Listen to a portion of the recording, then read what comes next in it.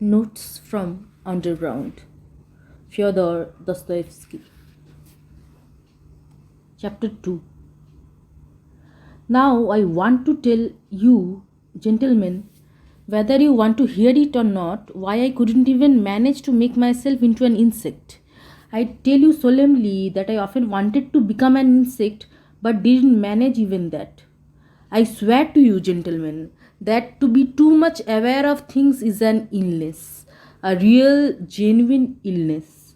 For ordinary purposes, it would be quite enough for people to have half or even a quarter of the awareness that falls to the lot of an educated individual in our wretched 19th century.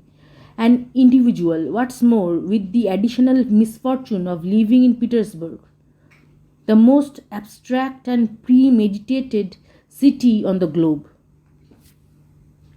There are premeditated and unpremeditated cities. It would, for instance, be quite enough to be as aware as so called spontaneous and decisive people. I bet you think I am writing all this in order to boast or to make fun of decisive people, and that I am boasting in bad taste too, rattling my sword like my officer. But, gentlemen, who wants to admit his own infirmities, let alone boast and glory in them? But why just me? Everyone does it. Everyone shows off their infirmities, and I possibly more than anyone else. Don't let's argue. My point is absurd, but in spite of it, I am firmly convinced that not just excessive awareness, but any awareness at all, is in itself an illness. I insist on that. Let's put it aside for a minute. Tell me this. Why did it sometimes happen that just at the moment, yes, at the very moment at which I was most capable of appreciating all the fine points of everything beautiful and sublime, as they used to say, I found that I was capable of not only appreciating but of actually performing acts so unseemly that, well, in a word, acts which I suppose everyone performs but which I happen to perform as if deliberately at the moment when I was most aware they ought not to be performed.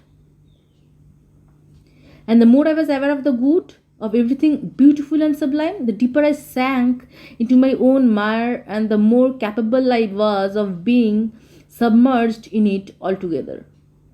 But the main thing was not that I just happened to do it, but that it felt as if it was right and proper for it to be like that, as if it was my absolutely normal condition, not at all an illness or a damaging addiction. So, at last, even the desire to struggle against the addiction left me, and it all ended up with my almost believing, or perhaps really believing, that it was my absolutely normal condition and not an illness or addiction at all. But at first, at the beginning, how much torment I suffered in that struggle! I did not believe that the same sort of thing happened to other people, and all my life I kept it to myself as a secret. I was ashamed of it, and perhaps I still feel ashamed. It reached such a point that I used to feel a sort of secret, abnormal, contemptible little delight coming back to my corner on some foul Petersburg night, acutely aware that only that day I had done something abominable, that what had been done could in no way be undone, and I would inwardly, secretly gnaw at myself with my teeth, rasp and suck away at myself until the bitterness turned into some shameful, damnable sweetness and finally into definite, serious delight. Yes, into delight. Into delight. I insist on that. In fact, that's why I started this conversation. Because I want to know for certain whether other people experience this kind of delight. I'll explain. The delight that I felt came precisely from being too acutely aware of my own degradation, from the feeling that you have come up against a brick wall, that it's bad but at the same time cannot be otherwise, that there is no way out, that you will never become a different person, that even if you still had sufficient time or belief to change into something else, you probably wouldn't want to change. And if you did want to change, you probably wouldn't do anything about it because, in fact, there's simply nothing to change into. But the main and final point is this: it all happens in accordance with the normal, basic laws of heightened awareness, and the inertia that follows from these laws. Therefore, it's not only that you can't change yourself, but that there's nothing in this case that you can do about it. So, for example, as a consequence of heightened awareness, one feels comfortable performing villainous actions as though it's a consolation to a villain to realize that he really is a villain. But enough. Oh, I've blathered on but what have I explained? How to explain this delight? But I will explain. I will get there in the end. That's why I took up my pen.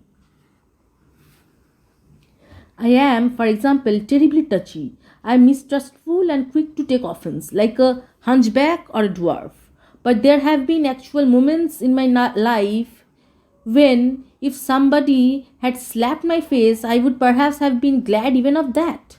I am being serious. I probably would have been able to find a kind of delight even on such an occasion. Of course, a delight of despair.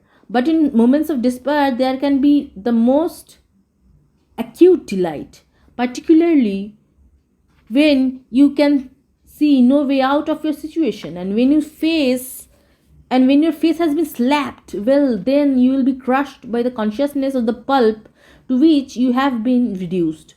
But the main thing is, whichever way you look at it, the result is that I am always the first to be blamed, and worst of all, I am guilty through guiltless, so to speak, simply for acting in conformity with the laws of nature. I am held responsible first because I am more intelligent than anyone else around me. I have always considered myself more intelligent than anyone around me. And, would you believe it, sometimes I was even ashamed of it. At least all my life I have averted my gaze and could never look people straight in the eye.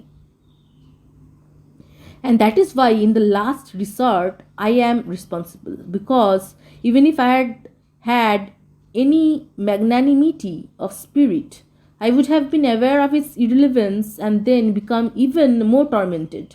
I would probably not have been able to do anything with my magnanimity, not even forgive, because the offender probably would have slapped me in conformity with the laws of nature.